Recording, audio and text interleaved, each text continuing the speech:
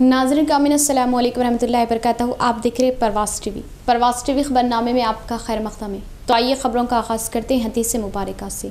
सैयदना अबू सईद ख़दरी रज़ी अल्लाह ताला अन्हु कहते हैं, मैं रसूलुल्लाह सल्लल्लाहु अलैहि वसल्लम के हमराह एक जनाजा में शरीक था।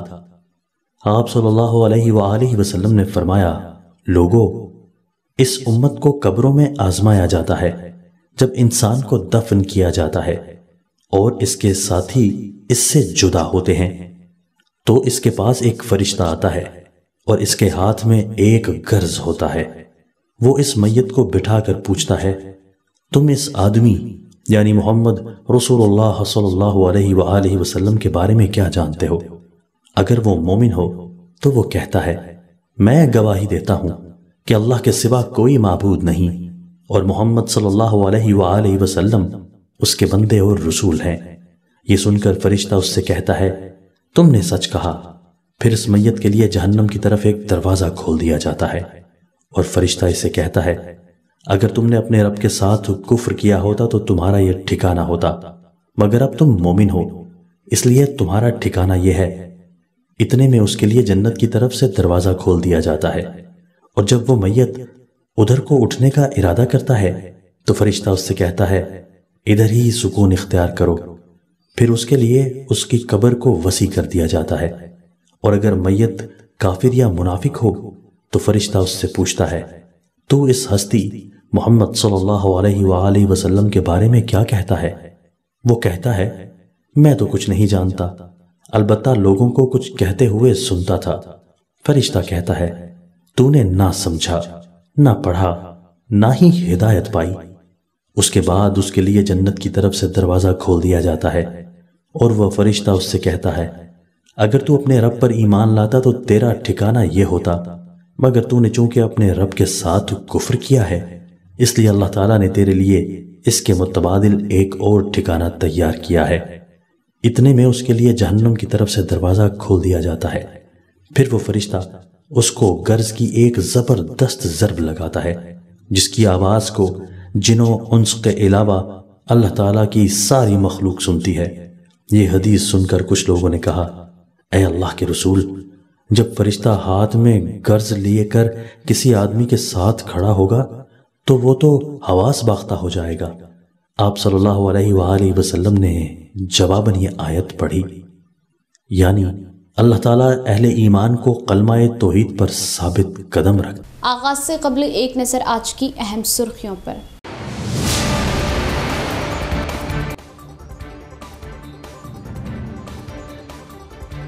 जिले के एक बड़े सियासी कायद का ड्राइवर कोरोना पॉजिटिव। कायद ने की थी एक अहम इजलास में शिरकत, जिसके बाद इजलास में शरीक ओहदेदारान वो कायदीन में खौफ व तशवीश।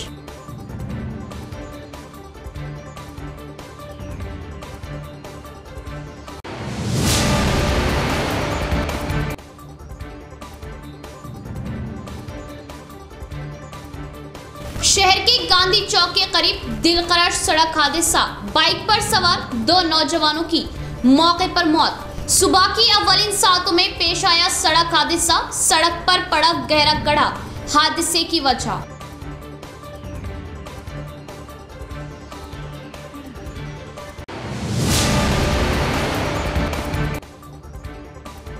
तालीमी साल 2021-22 के लिए जमीयतुल उलमा हिंद का तालीमी व वज़ाइफ स्कॉलरशिप का ऐलान। निजामाबाद के तलबा भी इस्तेफादा हासिल करें। कौमों को अपनी कामयाबी की तारीख खुद लिखनी पड़ती है, मौलाना मदनी।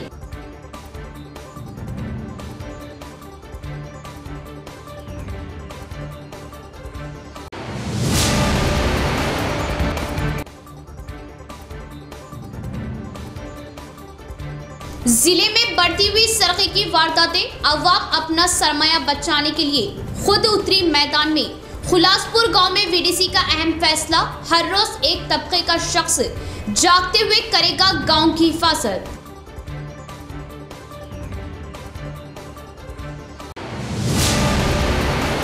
अब खबरें तफसील से। आज़ादी के मुजाहिदीन में अव्वल दर्जे पर आने वाले आला शख्सियत नेताजी सुभाष चंद्र बोस ही है।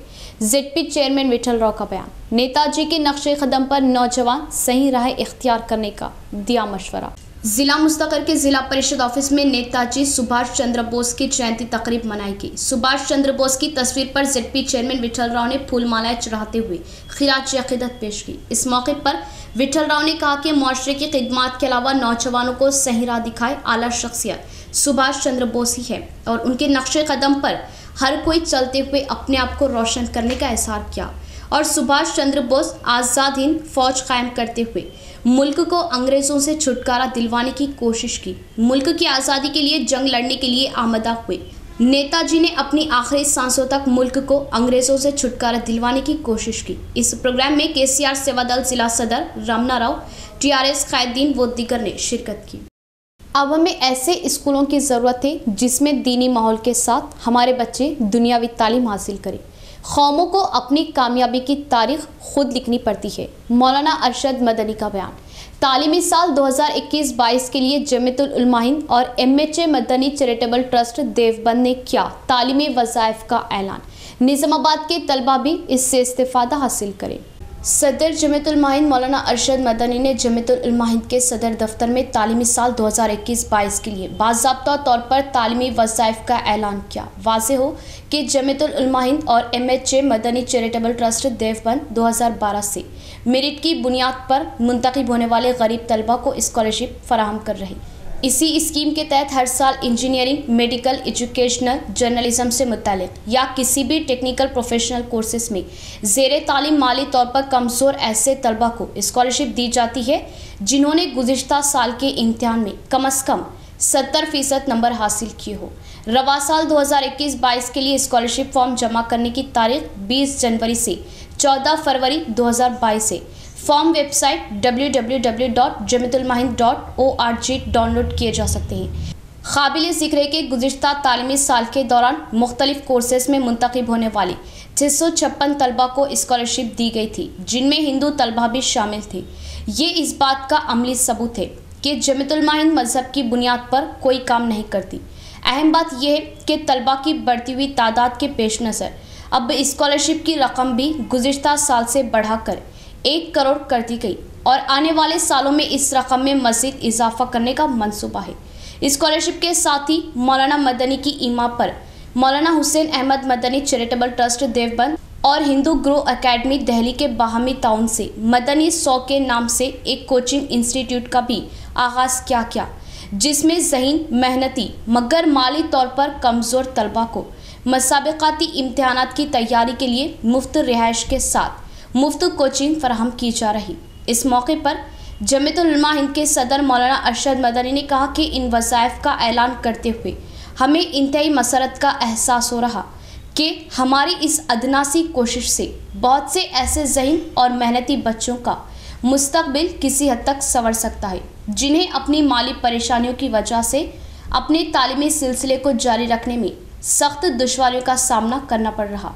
मौलाना मदनी ने कहा कि पूरे मुल्क में जिस तरह की मजहबी और नज़रियाती जंग अब शुरू हुई, इसका मुकाबला किसी हथियार या टेक्नोलॉजी से नहीं किया जा सकता, बल्कि इस जंग में सरखुरुई हासिल करने का वाहिद रास्ता यह है कि हम अपनी नई नस्ल को आला तालीम से मुज़य्यन करके इस लायक बना दें कि वो अपने इल्म और शौर के हथियार से इस नज़रियाती जंग में मुखालिफिन को शिकस्त से दो चार करके कामयाबी और कामरानी की वो मंजिलें सर कर ले जिन तक हमारी रसाई सियासी तौर पर महदूद और मुश्किल से मुश्किल तर बना दी गई। मौलाना मदनी ने कहा कि आज़ादी के बाद आने वाली तमाम सरकारों ने एक तयशुदा पॉलिसी के तहत मुसलमानों को तालीम के मैदान से बाहर कर दिया। सचर कमेटी की रिपोर्ट इसकी शहादत देती है, जिसमें वाज़ेह तौर पर कहा गया कि मुसलमान तालीम के शोबे में दलितों से भी पीछे है।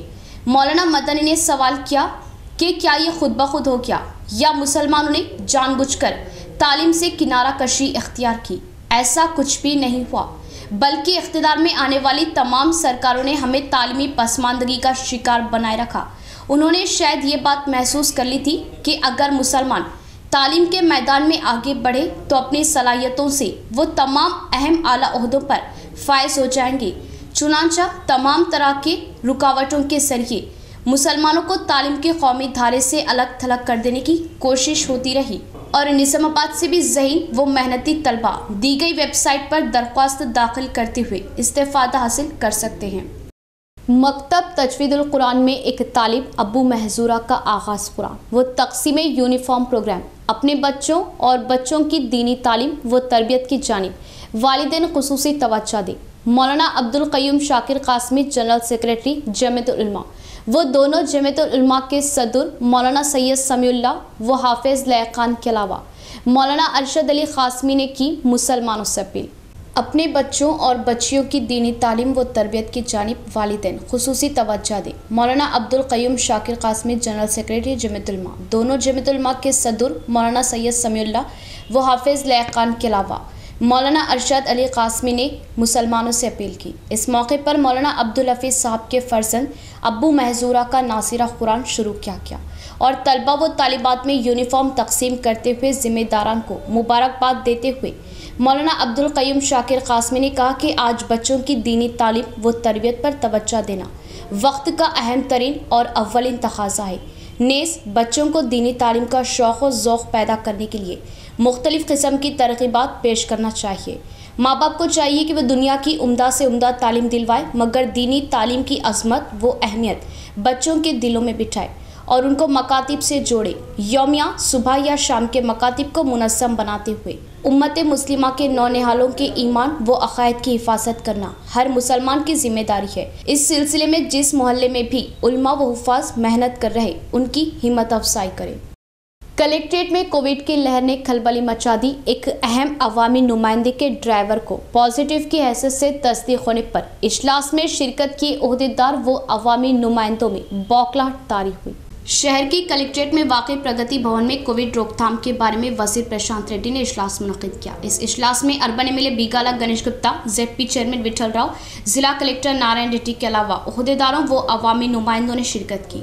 कोरोना मर्ज की रोकथाम के बारे में तवील बातचीत की गई। कलेक्ट्रेट के इहाते में कोविड तशख़ीस सेंटर लगाने से जिले के एक मशहूर क़ैद ने अपनी कोविड तशख़ीस करवाई और अपने ड्राइवर का भी रैपिड टेस्ट करवाने से ड्राइवर को पॉजिटिव की हैसियत से तस्दीक होने पर अवामी नुमाइंदा बौखलाहट का शिकार हुआ।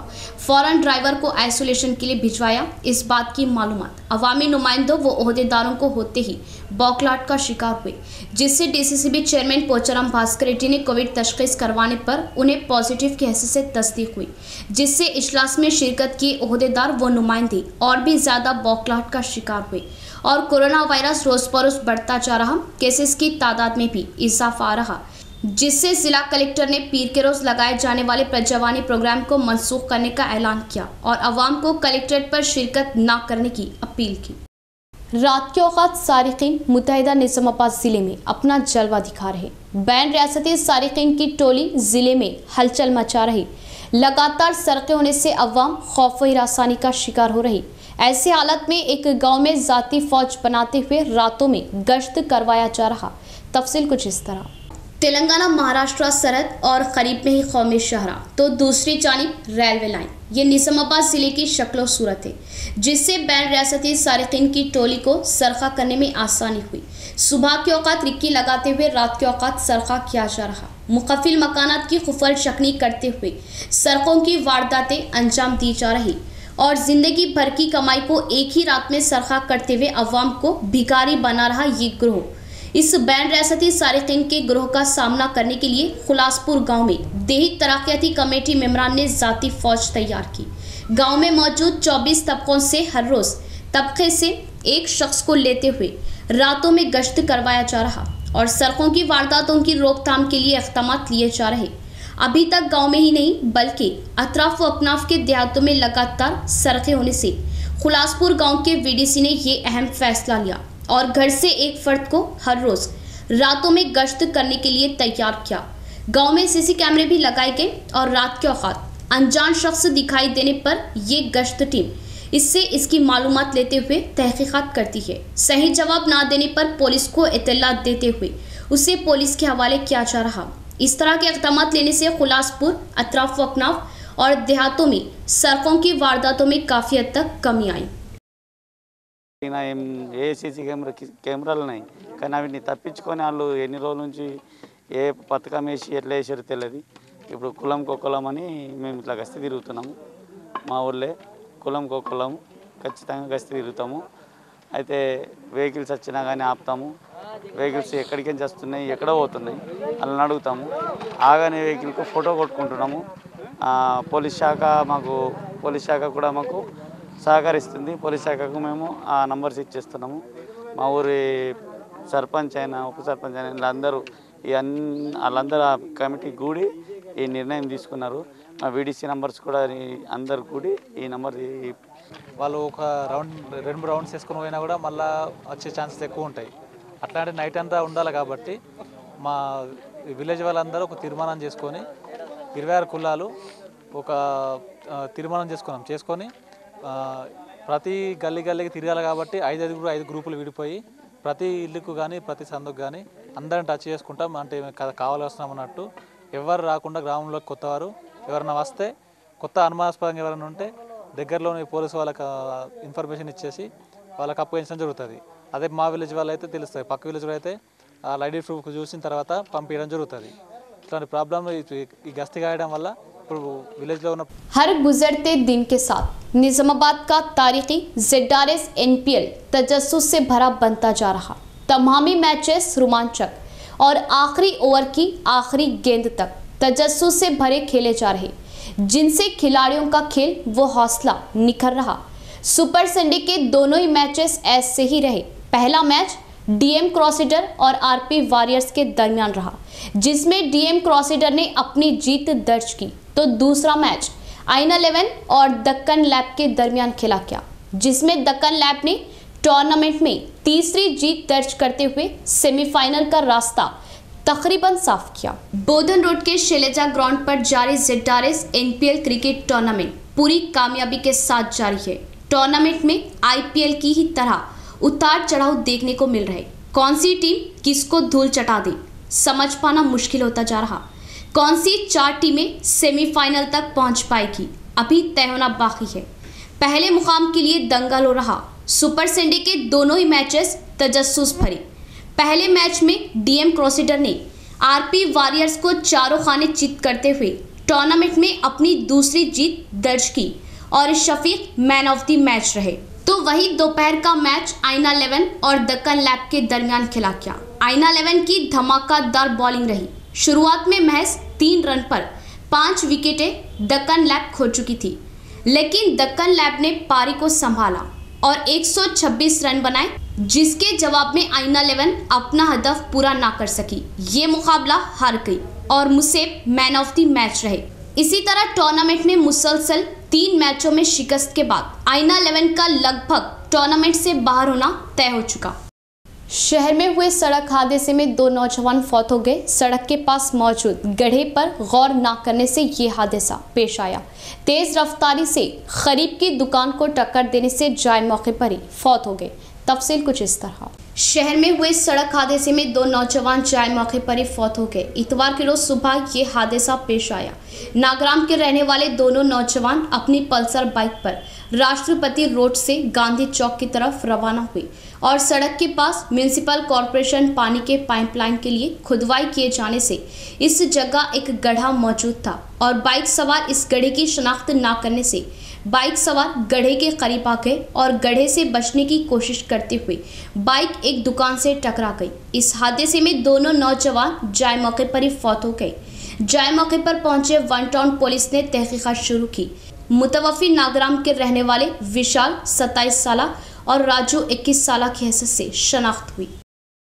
इख्तिताम से कबल फिर एक बार नजर डालते हैं आज की अहम सुर्खियों पर।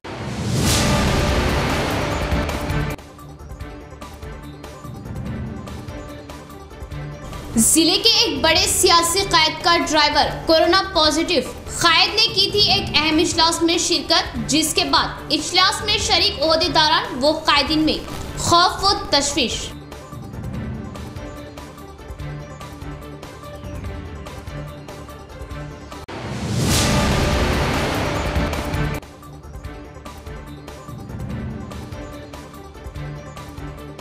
शहर के गांधी चौक के करीब दिलकरार सड़क हादसा। बाइक पर सवार 2 नौजवानों की मौके पर मौत। सुबह की अव्वलिन सातों में पेश आया सड़क हादसा। सड़क पर पड़ा गहरा गड्ढा हादसे की वजह।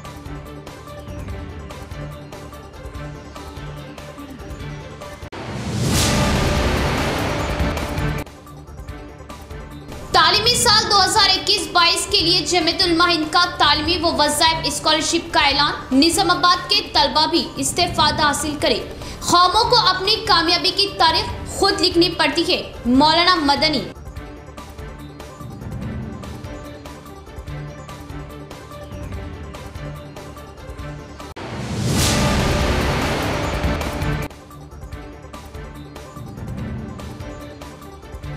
जिले में बढ़ती हुई सरक़े की वारदातें, अवाम अपना सरमाया बचाने के लिए खुद उतरी मैदान में। खुलासपुर गांव में वीडीसी का अहम फैसला।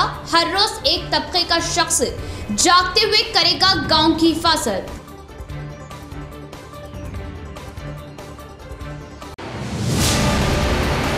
तो ये थी खबरों की तफसील। इंशाअल्लाह मज़ीद खबरों के साथ फिर आपसे मुलाकात होगी। तब तक के लिए देखते रहे प्रवास टीवी। अब दे इजाज़त। अल्लाह हाफिज़।